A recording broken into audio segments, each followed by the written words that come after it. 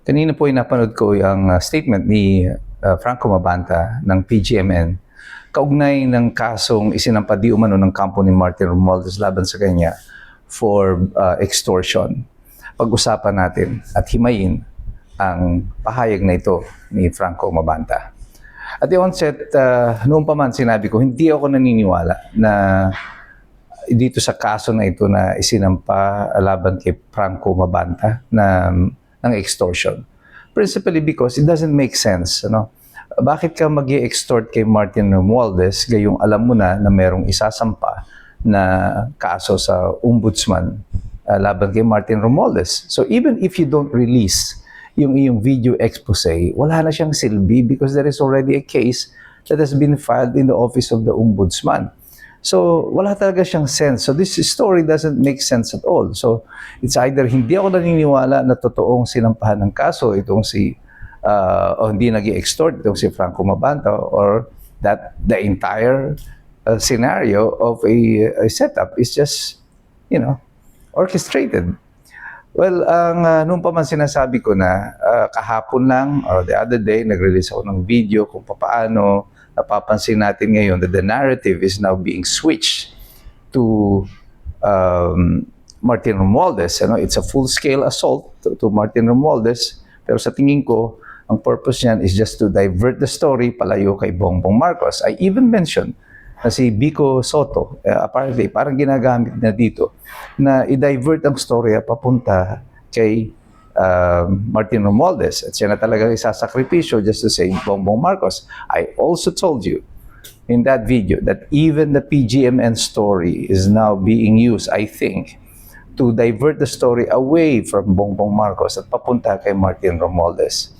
I agree with PGMN that Martin Romualdez has something to do with this, but I disagree that the buck stops at Martin Romualdez's door. Hindi kay Martin Romualdez humihinto ito.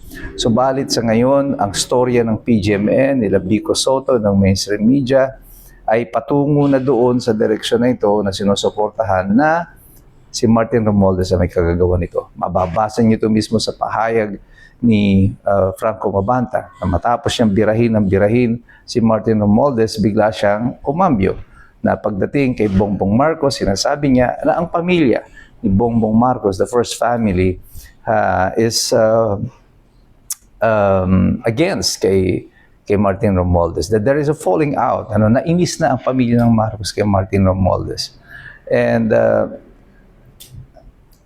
in layman's term, parang laglag na talaga si Martin Romualdez insofar as Bongbong Marcos is concerned. At hindi talaga nila kapanalig si Martin Romualdez. This story doesn't make sense at all because sa mahabang panahon, pagkatapos nung lumabas na ito, halos 1 year, ay dinidepensahan pa rin ni Marcos si Romualdez. Sinasabi niya, naging biktima lamang ito ng name dropping. At this is inconsistent. Yung sinasabi nito ng Peanut Gallery is inconsistent with sa mga salaysay ng mga 18 Marines at yung sina Orly Gutesa and all the others na magsisilabas pa siguro. We don't know yet because hindi pa nakatestify yung 14 Marines. But subliminally, parang pailalim, ang ginagawa ni Franco Mabanta is that by saying that Bongbong Marcos has nothing to do with this corruption and that the buck stops at the door o sa pintuan ni Martin Romualdez, I don't know kung this is intentional or unintentional, pero ang epekto nito ay sinasabi nila hindi totoo ang sinasabi ng 18 Marines. Now, the way it was done is classic. Ito yung classic way of creating an argument for or creating a clean image for someone who is dirty. Number one, nag-release siya ng mga statement laban kay Romualdez and we all agree. Tayo kuma-agree doon na tama naman talaga na may pananagutan itong si Martin Romualdez. Tumango tayo, umuoo tayo sa statement niya na yun. Pagkatapos tayong mapa-oo doon sa statement na yun, isiningitan niya ito sa gitna ng isa pang pahayag naman na si Bongbong Marcos ay walang kinalaman dito. Nagalit si Bongbong Marcos kay Martin Romualdez. Ang first family galit kay Martin Romualdez. Ang ombudsman galit kay Martin Romualdez. There is a falling out between Martin Romualdez and Remulla. Yun na yung storya. And then after that, isiningit naman itong NBI. Ang NBI naman ay pabor kay Martin Romualdez at siya ginigipit ng ang PGMN ay ginigipit ng NBI at kinausap daw siya ni Matibag. I would agree pa. Probably ganun talaga nangyari diyan, ano? Na siya ay ginigipit ni Matibag. So what was created here is what you call the BBM sandwich, no? Si BBM, yung story ni BBM na siya ay malinis, ay inilagay sa gitna. Pinagitan siya kay Martin Romualdez at saka sa NBI na mukhang mga marurumi doon sa kwento at sa storya. The problem here, ang problema dito sa salaysay nito ng PGMN is that both Romualdez and Matibag are BBM's guys. Mga tao siya ni BBM. So, kung iniipit mo siya dun sa dalawa na yun na marumi, paano yung nasa gitna, yung istorya ni BBM ay malinis? So, this is a misdirection. This is feeding us with information in a subliminal way na hindi ninyo napupuna. Kaya, I was compelled na ihayag sa inyo yung ganito para hindi tayo maloko o maligaw sa mga ganitong mga press releases. These people are very intelligent. They know their craft. I agree with many of the vloggers ng PGMN. Ano? Paborito ko nga dyan si CJ Hero.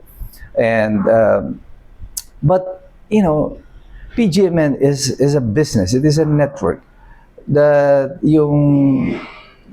panders to a particular clientele. Ano, alam nila na maraming mga DDS supporters na gusto yung pahayag nila na yan.